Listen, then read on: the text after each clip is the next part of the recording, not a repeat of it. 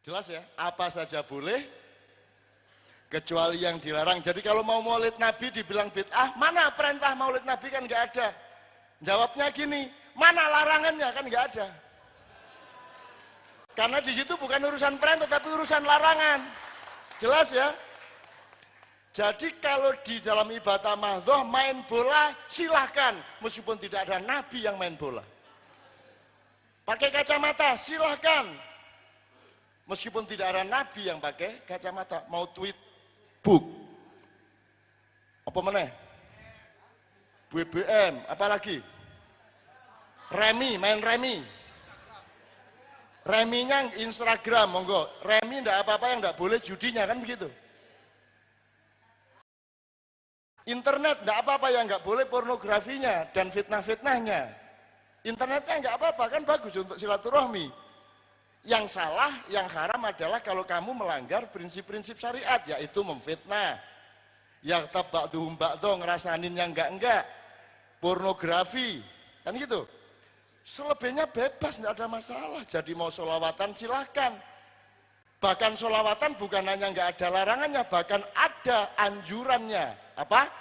Innallaha wa malaikatahu yusholluna 'alan nabi. Ya ayyuhalladzina amanu shollu 'alaihi wa sallimu taslima. Allahumma sholli wa sallim wa barik alaih. Ada hal-hal yang menyangkut ini sudah kami omongkan tadi, tapi malam ini belum dulu, kita tidak usah kita perdalam dulu, tapi sudah saya paparkan kunci-kuncinya. Tapi intinya adalah bahwa kalau ibadah muamalah tidak ada masalah. Anak muda seusia-usia Anda itu di mana-mana di seluruh Indonesia itu memiliki kemurnian aspirasi seperti itu, dan itu membuat saya tidak putus asa dengan Indonesia. Memang ruwet, memang tidak gampang menggambar, melihat sejarah dengan komplikasi dan labirin masalah yang luar biasa. Ini jawabnya agak sedikit berbahasa Indonesia, agak tertib ya. Tapi saya sangat yakin dengan yang akan terjadi. Memang kita harus sabar kepada amhilhum ruwaida. Sampean ngerti ayat itu ya? Innahum yakiduna kaida fa'akidu kaida. Mereka memperdaya kalian. Mereka sangat melakukan penipuan-penipuan tadi ya. Siap membohongi dan seterusnya. Tapi jangan lupa Allah itu maha penipu daya. Wa aqidu kaida, aku juga maha penipu daya. Terus Allah menyatakan famahilil kafirina amhilhum ruwaida.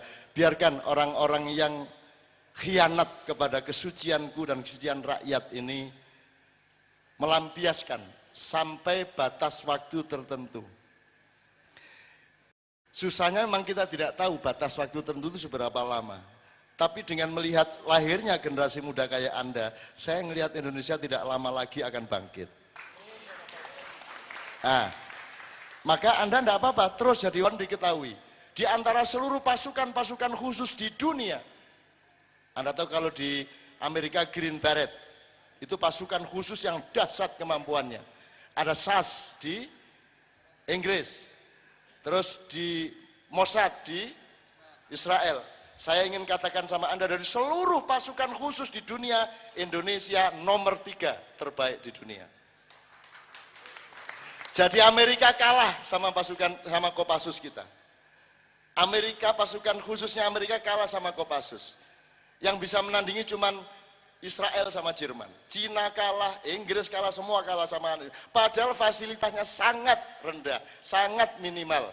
Apalagi Indonesia tentaranya bagus, apalagi fasilitasnya memadai, maka tidak ada yang bisa menandingi tentara Indonesia. Itu pun tidak ditakuti oleh dunia. Kalau mereka tidak menyerang secara militer ke Indonesia, yang ditakuti bukan tentara, bukan polisi, yang ditakuti itu Anda. Repot, musuh Anda itu repot. Apalagi yang belum punya kerjaan. Belum punya kerjaan, didatangi musuh, enak toh? Loh, kini nggak punya kerjaan ya dikasih. Ayo udah, Dan tidak ada orang yang senekat orang Indonesia, benar nggak? Kata nekat nggak ada bahasa Inggrisnya, nggak ada bahasa Arabnya. Hanya bahasa Indonesia ada nekat. Berani naik kereta api di atapnya 200 orang. Kereta listrik lagi. Sebelum dilarang dulu. Betul nggak Pak? Belum lagi bonek, 1000 orang dari Surabaya ke Jakarta tidak sanggup sepeser pun. Berani naik kereta, berani hidup di Jakarta, di pinggir-pinggir jalan, berani pulang. Hanya orang Indonesia berani seperti itu. Itu pun di atas kereta api enggak berpegangan dengan tegang. Enggak, mereka gini. Di atas kereta itu orang Indonesia. Jangan lawan rakyat Indonesia. Itu pengumuman di seluruh langit, bumi, dan jagat raya. Jangan sekali-sekali berani melawan rakyat Indonesia.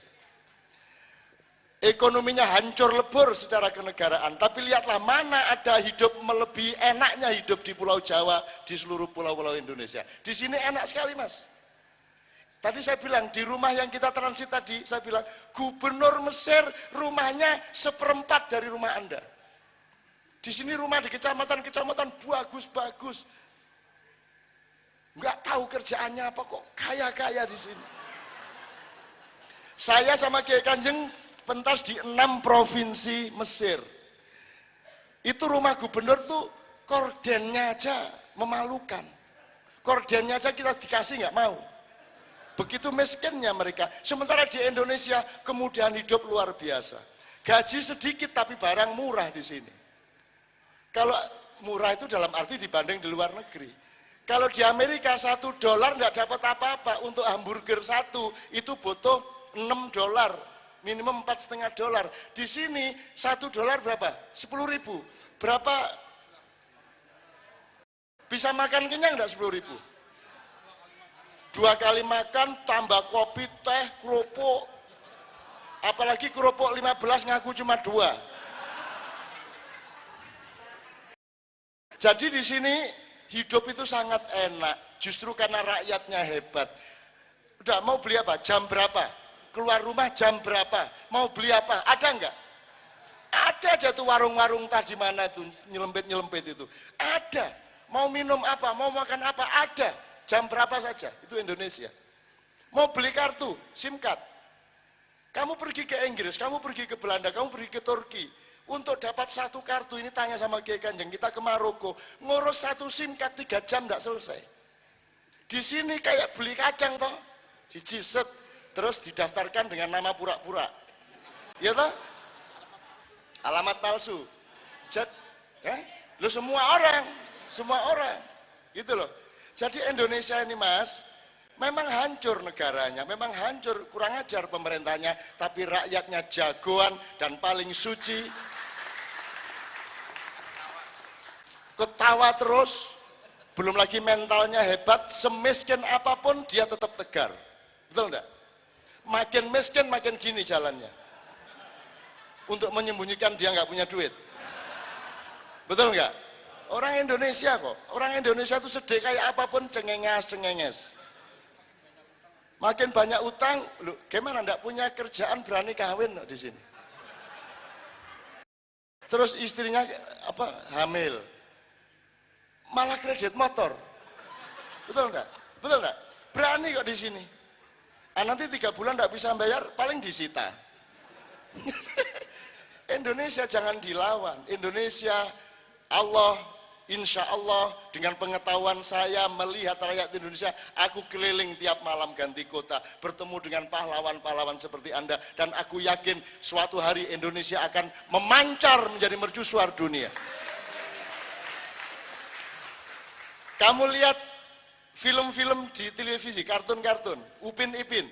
Kamu pikir milik Malaysia itu bikinan kita.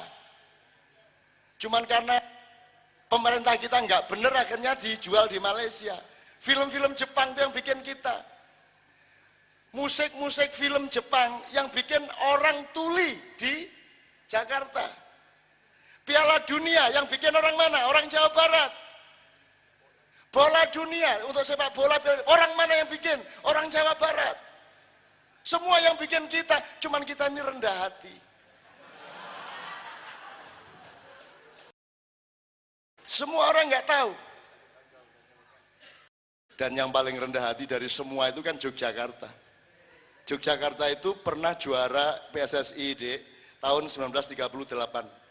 Akhirnya Sri Sultan Hamengkubuwono IX, kamu ndak usah mentang-mentang. Untuk apa kamu mengungguli orang lain, ndak baik. Kamu harus merendah. Sejak itu Jogja ndak pernah juara lagi. Demi kebudayaan dan rasa rendah hati. Jadi kita itu latihannya di Jogja, kipernya itu bukan bagaimana menangkap bola, tapi memperhatikan karakter lawan. Wah, itu penyerangnya setengah mati, giring bola dari sana, oper-operan. Itu kan ditonton bapak ibunya, teman-temannya, latihannya berbulan-bulan itu untuk bisa masukkan bola. Masa kita gagalkan? Kasihan. Monggo masuk, silakan. Nah, gitu mas. Gitu mas.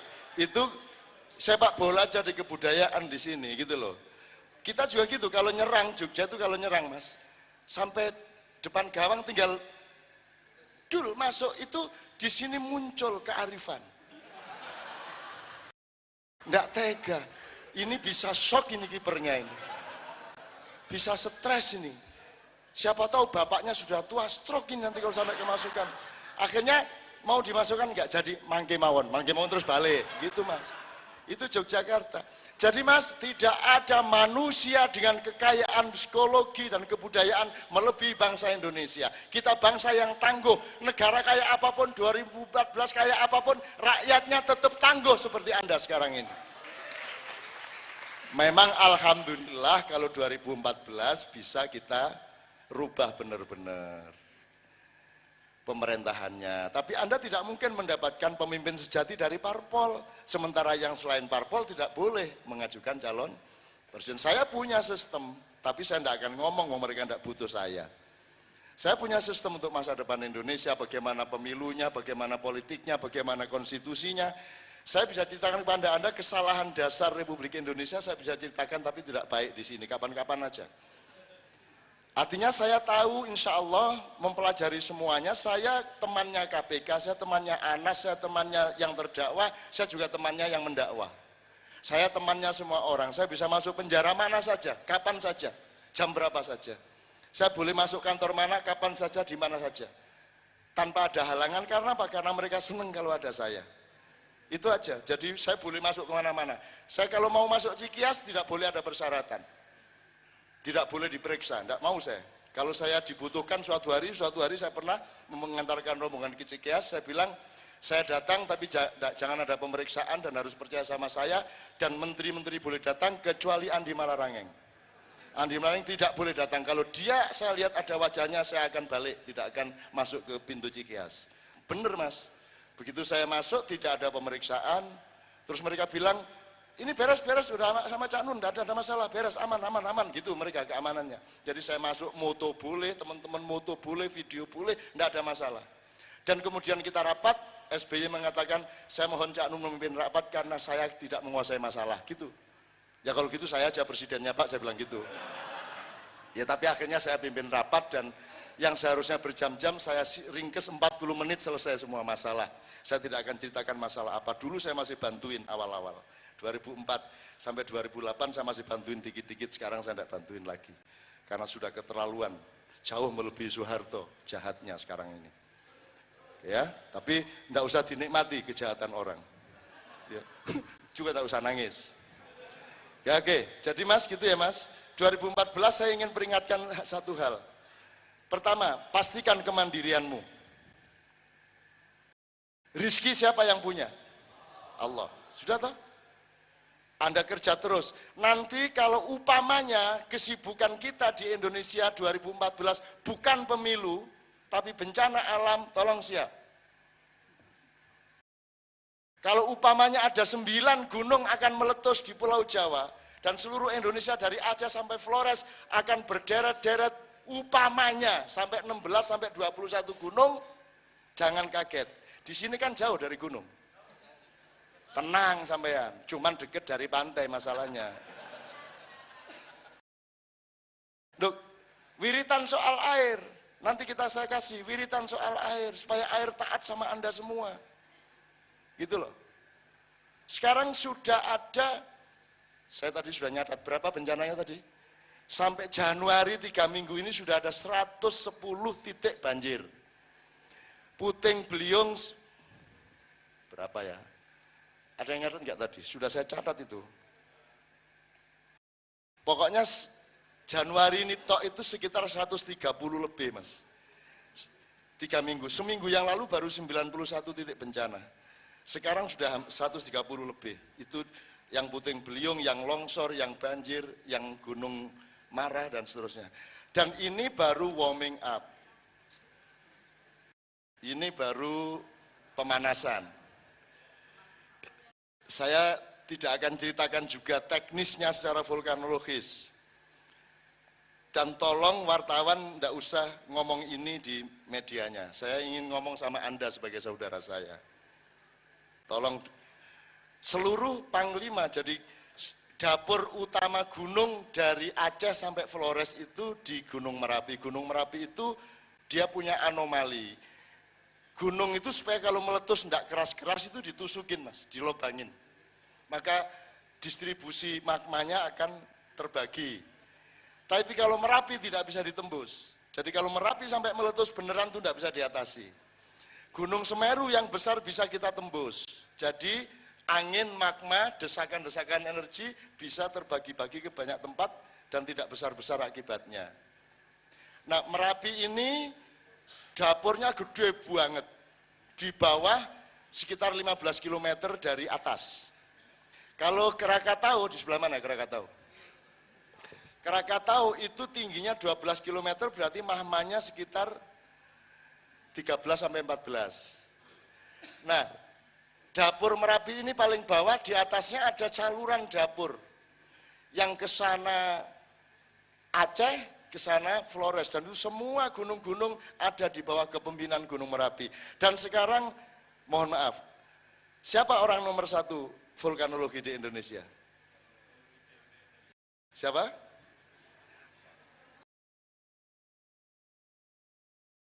Yang dulu waktu Merapi yang sering ngomong di televisi. Kayak ada, pokoknya siapapun. Nah itu mereka sekarang dalam waktu ini pergi ke Jogja.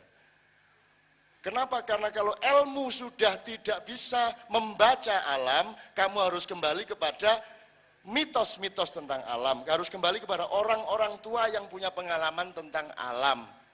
Harus kembali ke mitologi dan mereka tidak bisa menemukan para mitolog kecuali di Jogja. Sehingga nanti dalam waktu dekat mudah-mudahan sudah ada sedikit clue, sudah ada sedikit pengetahuan ini akan meletus benar apa tidak. Tapi sekarang gejalanya sudah seperti itu. Sehingga sudah kita pikirkan cara mengurangi atau memperkecil kurban bagaimana.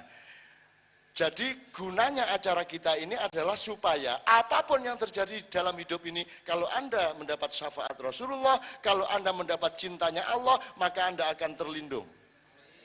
Itulah gunanya kita ketemu seperti ini.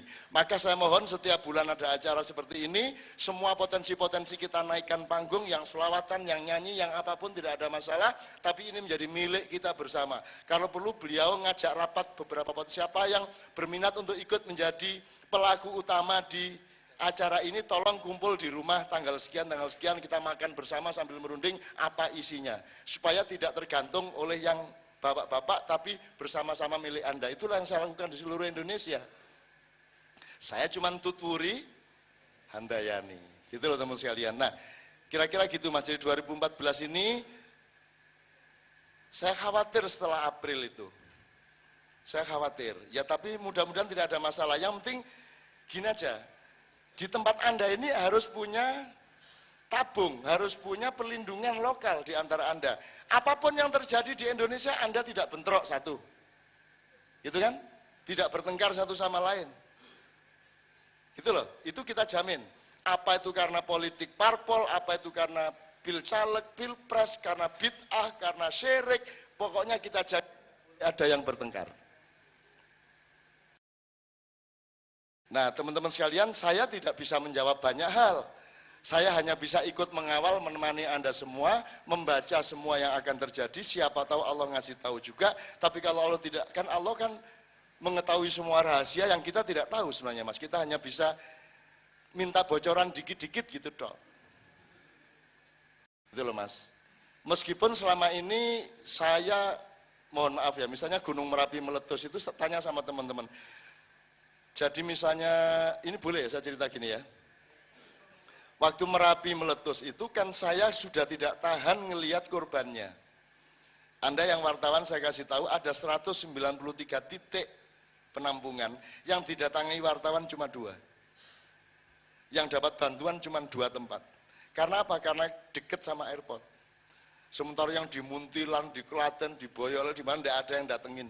Dan saya keliling, sehingga akhirnya saya putuskan saya tidak tega lagi melihat masyarakat sudah hancur lebur karena luapan Merapi, karena pasir, karena panas, karena segala macam. Akhirnya saya naik Gunung Merapi. Saya naik 2 km di bawah puncak, dalam keadaan masih erupsi dan wedus gembelnya masih terus meluap. Saya kejar-kejaran sama wedus gembel pakai trail. Jadi kalau saya terlambat 20 menit saya mati. Turun lagi, terlambat 2 menit saya mati lagi. Yang penting saya sudah ke atas menegaskan apa yang sebenarnya terjadi, siapa yang sebenarnya menentukan meletus atau tidak meletus, saya tegaskan ke atas. Harap tahu Mbah Marijan itu meninggalnya di bawah puncak 12 km. Saya naik 10 km dari Mbah Marijan, masih naik 10 km lagi, jam 2 malam saya di sana. Saya nekat, istri saya tidak tahu. Istri saya tanya di mana, lagi minum-minum nih, saya ngopi-ngopi gitu. Padahal saya di atas Merapi. Gitu. Nah, pulang dari sana saya mendapat keyakinan sudah tidak akan meletus lagi. Sehingga waktu subuh saya umumkan di tempat Mojopat Syafaat itu, saudara-saudara tidak ada lagi letusan Merapi, sudah ada MOU, saya bilang gitu. Sudah ada kesepakatan. Kalau saya salah, bayangin itu. Alhamdulillah, Allah melindungi. Jadi bukan karena Merapi nggak mau meletus, cuman Allah nggak tega sama saya. Ainun sudah terlanjur ngomong gitu ya, sudah kalau gitu nggak usah meletus lagi. Gitu, akhirnya gitu loh mas. Loh ini mungkin nggak seperti ini? Jadi sampean suatu hari nggak tega sama istri. Istri kok rajin banget, mengabdi banget. Ya Allah nggak tega. Kadang-kadang naik becak, kadang-kadang naik motor, kadang-kadang naik angkot. Mau loh istriku. Saking tidak teganya suatu hari sang suami ngomong, Dek, insya Allah dek kalau ada rezeki paling lama setahun lagi saya belikan mobil meskipun jelek. Padahal tidak punya duit, tapi karena saking terharunya ngomong gitu. Setahun kemudian tidak punya duit, terlanjur janji sama istri. Nah, ngomonglah sama Allah, ya Allah saya ini terlanjur ngomong sama istri saya, ya Allah. Oh dia setia banget ya, saya nggak tahan, saya janji belikan mobil. Tapi sekarang saya nggak punya duit ya Allah. Apa engkau tega ya Allah melihat aku malu kepada istriku? Lindungi aku dong ya Allah, jangan jaga martabatku ya Allah di depan istriku. Aku terlanjur janji nih. Itu doanya gitu mas. Ya Allah jangan permalukan aku di hadapan istriku. Dia sangat setia dan aku sangat mencintai dia. Kalau nggak jadi aku belikin mobil, nanti hancur cinta kami berdua ini. Ya Allah. Nah, ngomong gitu sama Allah, insya Allah dapat rezeki beli mobil. Gitu caranya sama Allah. Sama Allah tuh jangan kayak sama presiden takut-takut gitu. Allah itu terbuka. Kadang-kadang ngomong agak kurang ajar dikit gitu. Ya bukan saya ini jangan terus MH mengajarkan kurang ajar kepada Tuhan, ya jangan gitu. Maksud saya itu enggak gitu. Maksud saya itu sama Allah itu, saya nanti kasih contoh-contoh lah. Banyak sekali contoh-contoh. Sama Allah itu yang manja. Kalau orang Madura, ini sudah saya ceritakan 1000 kali lah. Anda pasti sudah dengar, tapi sebagian yang belum dengar, tolong enggak usah tanya kepada yang sudah dengar. Orang Madura cari ikan, pakai perahu di laut, sampai maghrib enggak dapat ikan. Terus marah dia sama Allah. Gini dia, ya Allah, katanya Rahman Rahim sampean itu. Mana Rahman Rahimnya itu loh, mana? Mosok sampai maghrib gini saya enggak dapat ikan satu pun, di mana? Katanya Rahman Rahim, saya kalau sholat jadi ragu-ragu ini saya gitu kan. Gitu, itu orang Madura. Ya kasihlah 5 ekor saja ya Allah, karena aku harus pulang bawa ikan. Untuk aku 1, istriku 1, anakku 3, 5 aja. Masa Rahman Rahim ngasih 5 enggak mau, gitu kan? Lah Tuhan maha besar, maha penuh kasih sayang, ada ikan meloncat 5 mas ke perahunya. Dapat 5, gini lagi, masa 5 beneran? Ya 10 lah. 15 udah masa 5 beneran ya kok saklek amat yang itu kan. Nah, Ini untuk memberi contoh keakraban sama Allah. Meskipun jangan kurang ajar, tapi keakraban gitu loh. Kan ini qorib kata Allah. Katakanlah kepada hamba-hambaku yang meminta kepadaku, katakan kepadanya bahwa aku dekat dengannya. Dekat itu bahasa Indonesianya apa? Akrab, dari kata qorib. Qorib itu kalau lebih dekat, akrab. Jadi Anda yang akrab ilallah, yang akrab sama Allah. Meskipun ya kalau orang Madura ini agak kurang ajar juga. Sudah dikasih 5, masa 5 kok saklek amat gitu kan. Tapi karena Allah Maha Sayang dikasih mas. Ikan bertaburan naik ke perahunya sampai penuh. Sampai dia malu-malu, dia seret ke pantai. Begitu sampai di pantai ada asap membubung. Loh kok di desa saya itu? Begitu dia bertanya-tanya, rumah siapa yang terbakar? Ada orang berlarian, Cak, rumah sampean yang terbakar itu. Rupanya rumahnya terbakar. Menurut dia ini gara-gara dia kurang ajar sama Allah tadi. Sudah dikasih 5 masih minta lebih. Maka dia bilang gini sama Allah, ya Allah, tadi kan masalah di laut, kenapa dibawa-bawa ke darat?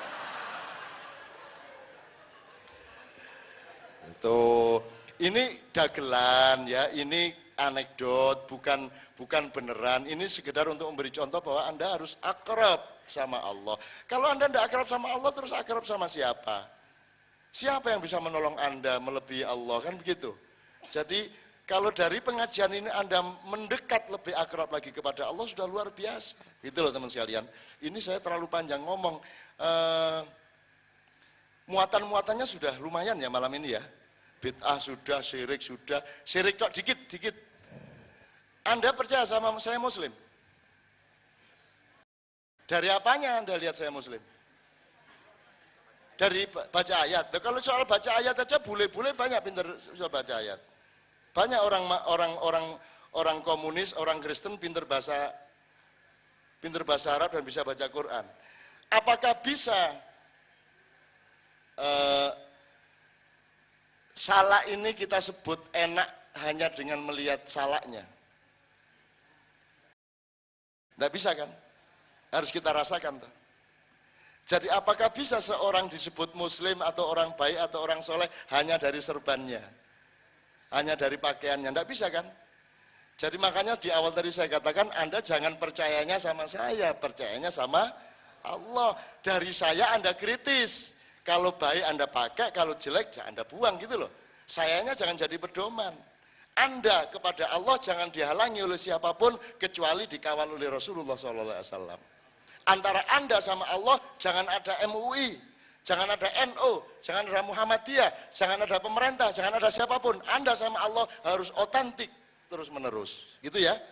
Oke, nah jadi bisa nggak saya sebut Anda musyrik? Bisa nggak? Wong Anda Muslim aja nggak bisa kok. Di mana letaknya Muslim? Di pakaiannya apa di hatinya? Di mana letak kafir? Di pakaiannya apa di hatinya? Di mana letak musyrik? Di hatinya apa di bajunya? Semua ada di dalam rahasia hati masing-masing manusia. Jadi kita tidak bisa mengkafirkan orang hanya karena pedoman yang kelihatan. Tidak bisa. Dan kalaupun bisa, Anda tidak punya hak mengkafirkan orang. Karena Allah saja punya pedoman yang sangat demokratis. Allah berfirman, "Faman syaa'a falyu'min, faman syaa'a falyakfur." Siapa mau percaya, percayalah.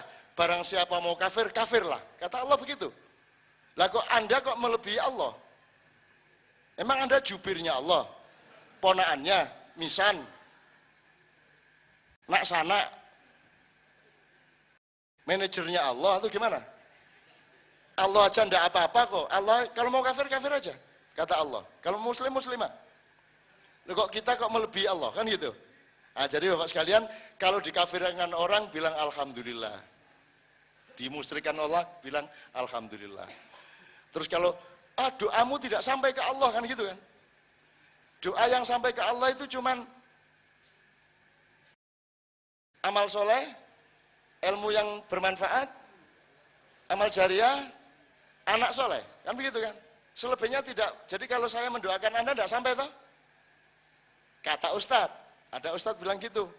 Jadi Ustadz mengatakan, untuk apa kamu sholawatan, doa-doa nggak akan sampai ke Allah, kan sudah jelas siapa yang sampai. Saya tanya, siapa yang doanya pernah sampai ke Allah? Ada satu contoh. Emang pernah ada yang doanya sampai ke Allah? Emang ada yang tahu kalau sampai apa enggak sampai? Emang sampai ke Jakarta? Kan enggak tahu, Mas. Jadi kalau ada ustadz mengatakan enggak usah selawatan, enggak akan sampai ke Allah, enggak usah doa-doa wirid-wirid kayak begitu, enggak akan sampai ke Allah, Anda langsung berdiri, Pak Ustadz saya berdoa dengan sungguh-sungguh, saya mohon kepada Allah agar Pak Ustadz kakinya kelindes truk satu. Loh kok kamu doa begitu? Tenang aja Ustadz, nggak akan sampai ke Allah. Sabbahalillahi ma fis samawati wa ma fil ard. Bertasbih kepada Allah semua yang di langit dan semua yang di bumi. Daun-daun, gunung, angin, laut, ombak, semuanya bertasbih kepada Allah. Maka lagu apapun asalkan tidak melanggar syariat, semua lagu itu baik dan mudah-mudahan diterima Allah asal niatnya untuk mencintai Allah, untuk mendekatkan semua yang mendengarnya kepada Allah. Boleh rock. Tepuk tangan untuk Mas Dani. Yuk.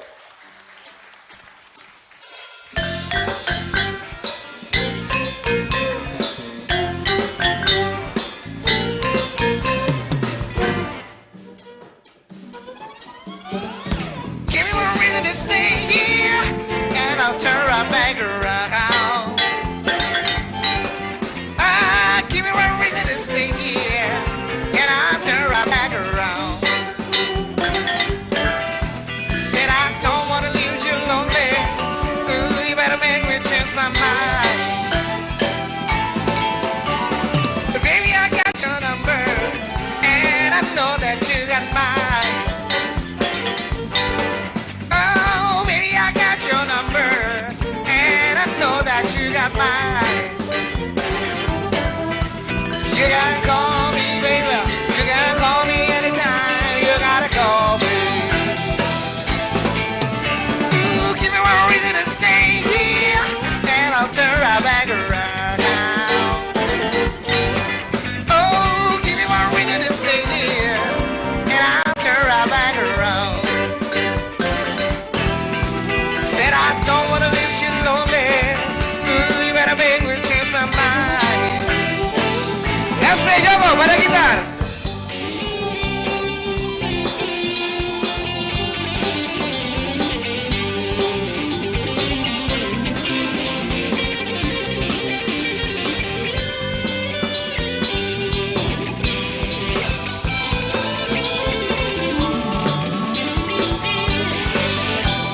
Mas Bayu Kuncoro pada bonang.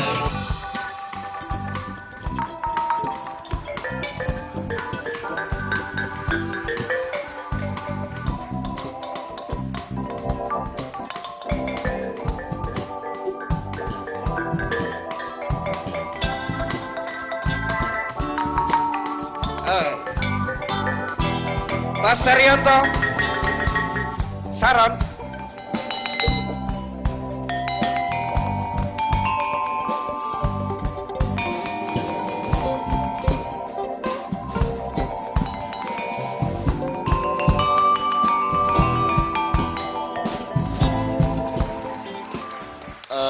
Saya ingin tanya sama beliau-beliau ini, pengajian Dharma Bangsa ini mengutamakan, ini boleh didatangi orang yang agak belum oke atau hanya boleh didatangi oleh yang sudah alim-alim? Siapa yang jawab? Siapa? Monggo. Fadal. Gimana? Gini, ini saya itu berpendapat gini, Ustadz. Kalau bisa pengajian itu semua orang berani datang. Nggak hanya orang yang sudah santri-santri, sudah rajin-rajin sholatnya. Semua orang berani datang. Itu lebih bagus atau pengajian yang lebih bagus itu yang didatangi orang yang sudah baik-baik? Tidak, yang pertama. Yang pertama. Ya. Ilan Nur. Jadi kalau sudah orang yang sudah nur, ngapain lagi pengajian? Kan gitu.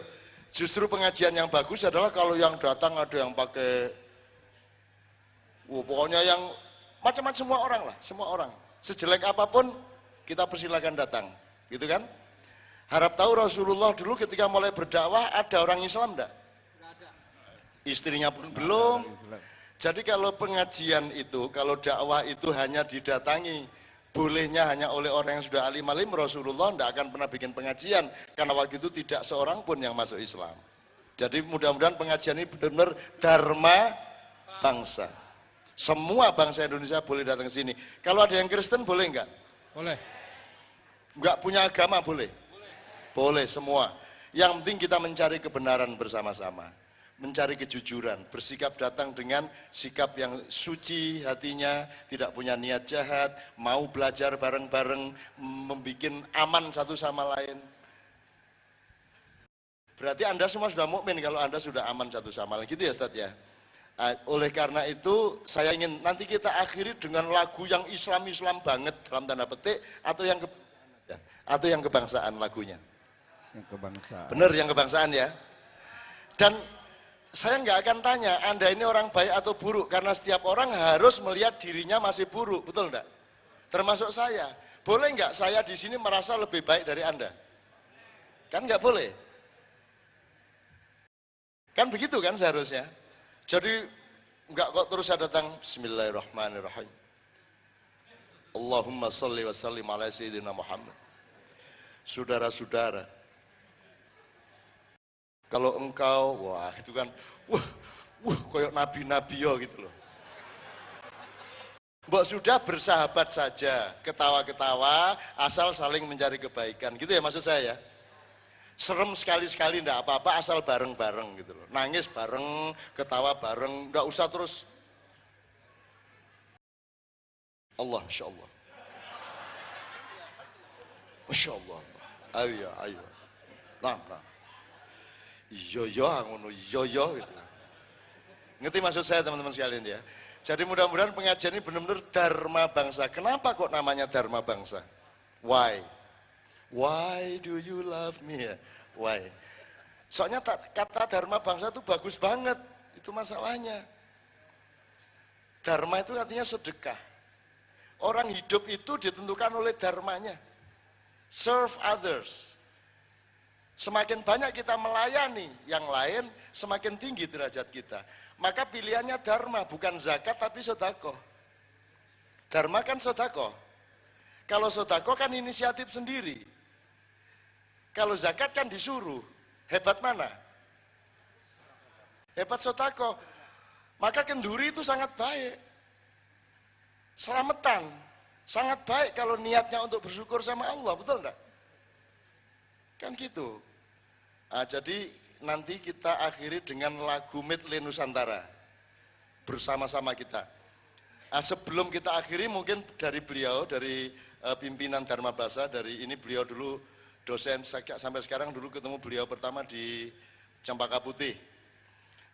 Saya diundang oleh Yarsis, waktu itu saya agak berkuasa di Indonesia karena seluruh pasukan waktu itu mengacu ke saya di zaman reformasi. Saya bisa nurunin ini, naikin itu, saya bisa jaga ini, jaga itu. Waktu itu saya tinggal di Kelapa Gading, sehingga Kelapa Gading kan kota Cina. Seharusnya dihancurkan oleh massa sebagaimana di Glodok, tapi Kelapa Gading kan aman.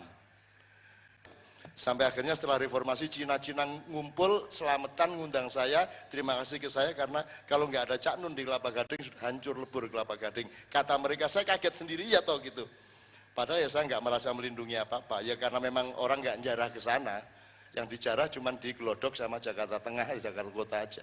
Kita diuji. Nah saya tidak mau terpengaruh sama surga neraka karena saya fokus ke Allah. Kalau Anda fokus ke Allah, kira-kira dimasukin neraka apa surga? Ya enggak usah dicari, surganya mesti dapat. Karena fokus kepada Allah. Kan itu enggak? Beliau punya toko, punya makanan misalnya, terus saya sibuk sama makanannya. Tapi saya nggak pernah menyapa beliau, seneng nggak dia? Jadi mending saya fokus ke dia, menyapa dia, salaman, ngobrol, minta rokok, gitu kan, segala macam. Dia seneng karena saya fokus sama beliau, saya dikasih makanannya nggak? Kok asih berlimpah-limpah, gitu caranya mas. Kalau saya cinta sama Allah, Allah nggak tega dong, gitu loh. Jadi jangan terpengaruh sama surga neraka, wong ente juga nggak tahu surga, nggak tahu neraka kok. Kan neraka surga itu kita nggak tahu apa-apa sama sekali. Kata Rasulullah, begitu engkau membayangkan surga, bukan itu. Kan gitu. Jadi ngapain lo?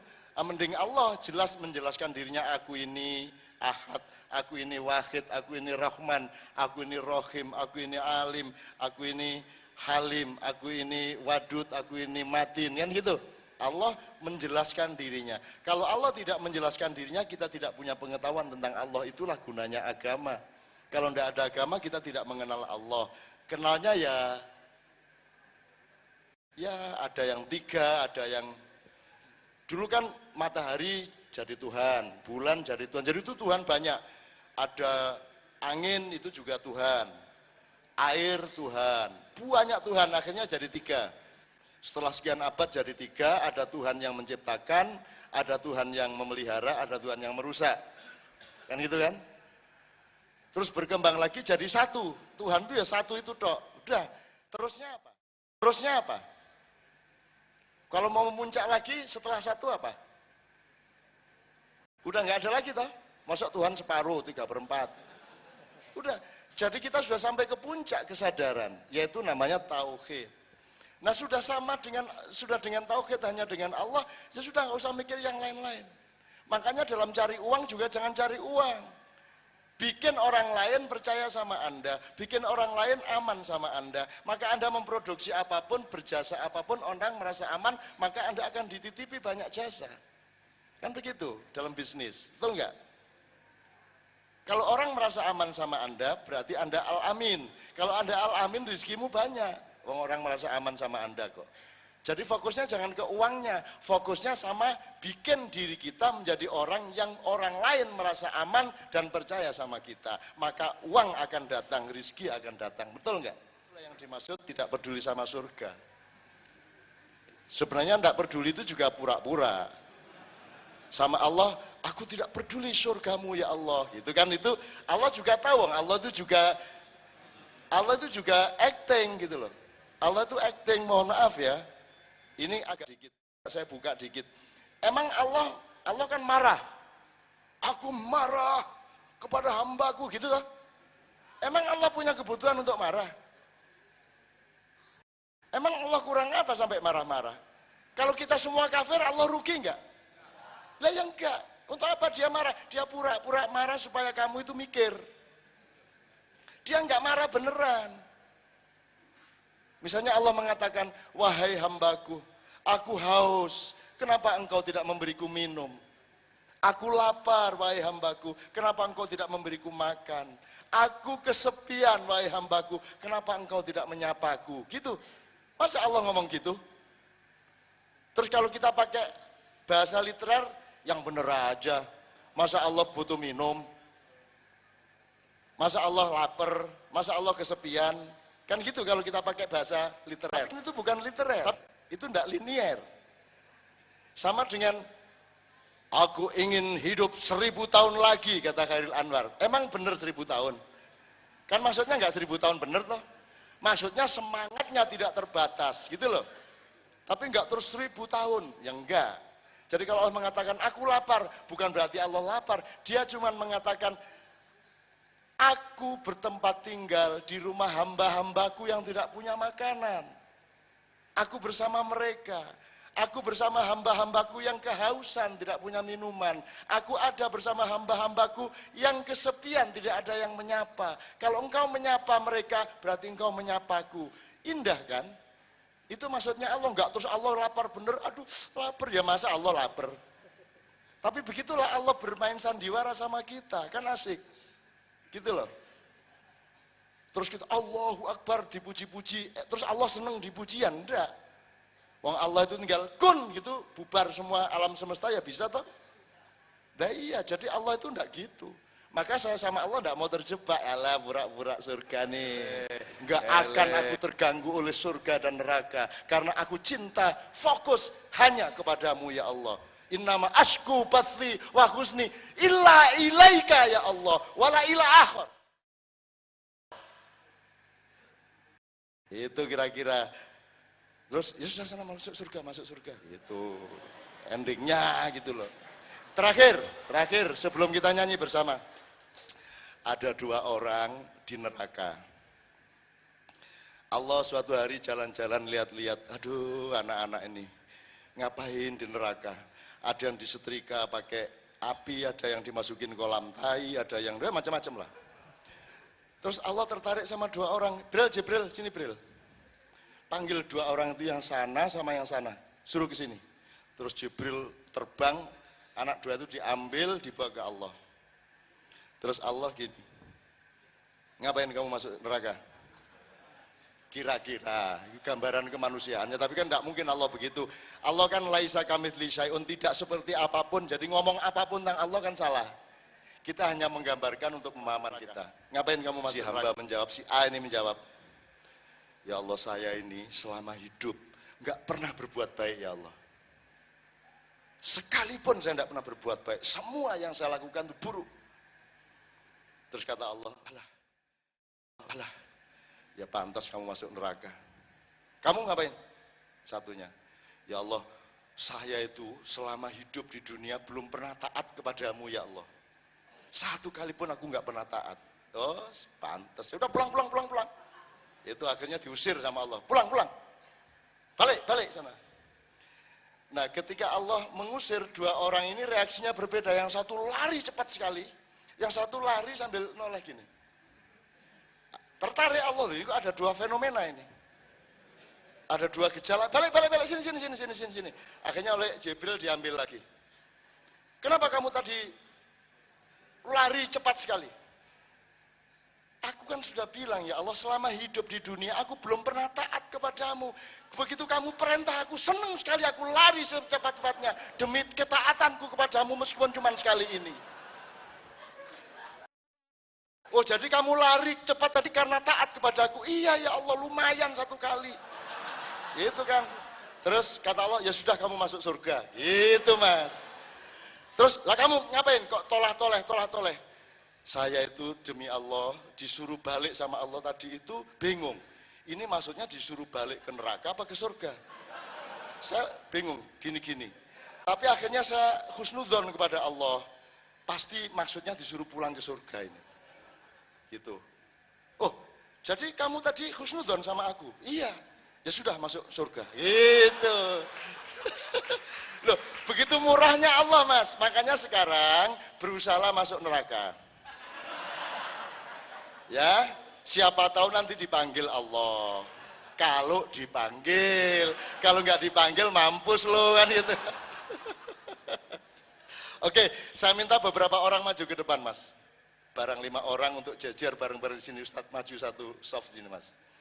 Sama ibu nyanyi ke depan. 2 orang, 3 orang. Ibu mau nggak Bu? Yuk kita nyanyikan bersama medley Nusantara. Yuk, Kiai Kanjeng, standby. Yuk. Duduk sini paling depan, karena jajannya di belakangnya. Ayo, bismillah. Teksnya. Ini untuk dharma bangsa. Pengajian kebangsaan, Ustaz, fadal. Syukuri bahwa Allah bikin kita.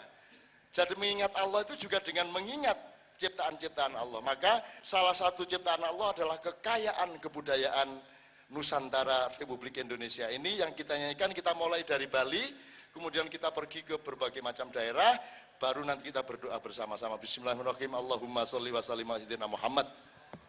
Yuk.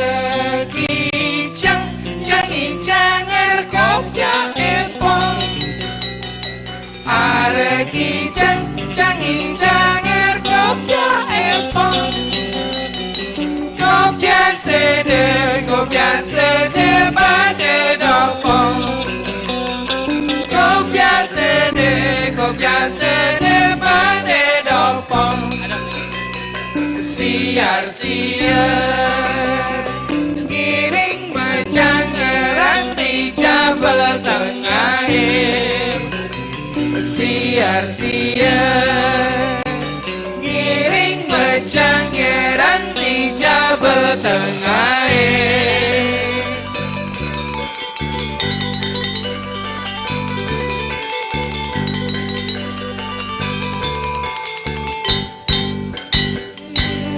Ku tidak lupa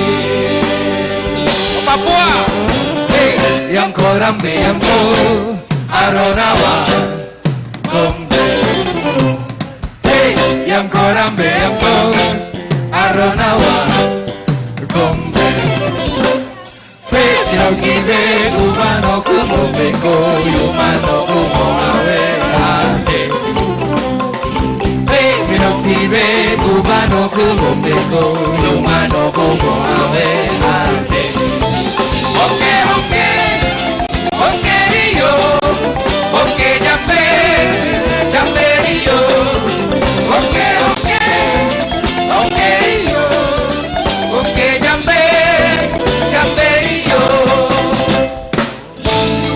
kita menyapa saudara-saudara kita di awang-awang bergejang-jang bangun tayang kali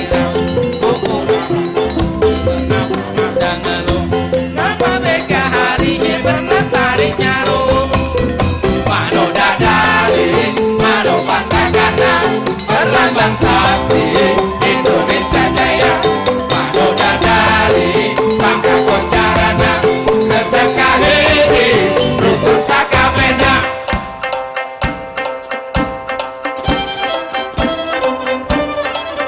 Riau ya ayo ya cici periu bilang ke supir dari jauh datang di bawa kepiting dua ekor cici periu bilang ke supir dari jauh datang di bawa kepiting dua ekor jajak bergelanga kan hidung gigi ronga sampai kau dulu di pancuran retunggang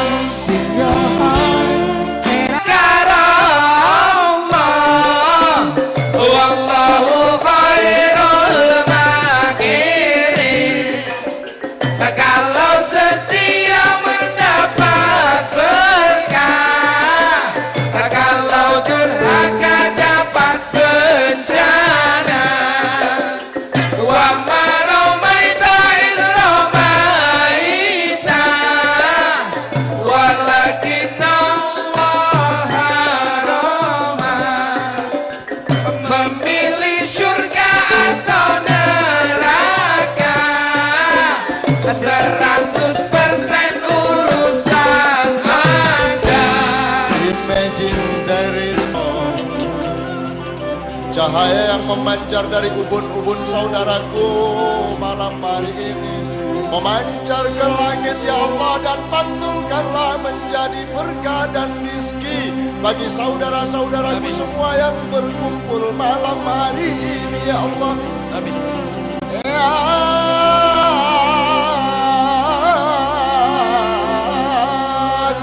laitana طائرة نلقو بالروح بشرقه العظيم طائرة نلقو بالروح بشرقه العظيم ولنا زارتها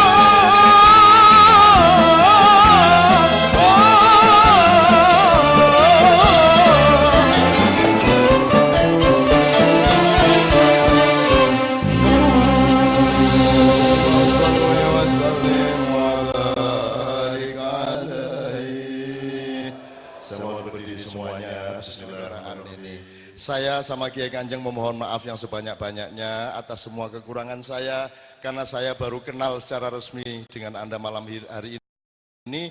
Pasti banyak hal-hal yang saya mungkin keliru, terlalu gini atau gitu. Saya mohon maaf atas semua kesalahan itu. Sebelum kita akhiri dengan Indal Qiyam, sholawat Indal Qiyam, saya mohon dari via Dharma Bangsa bisa memberi kalimat-kalimat supaya kita ke depan bisa lebih tertata dan lebih gembira, meriah dan mendapat berkah dari Allah. Siapa yang akan mewakili? Insanu makhlul khata' wa nisyan. Jadi Anda sama saya pasti punya banyak kelemahan, mungkin salah dalam suatu langkah tertentu, mungkin khilaf, mungkin keliru, mungkin juga ada gejala ketersesatan pada kita.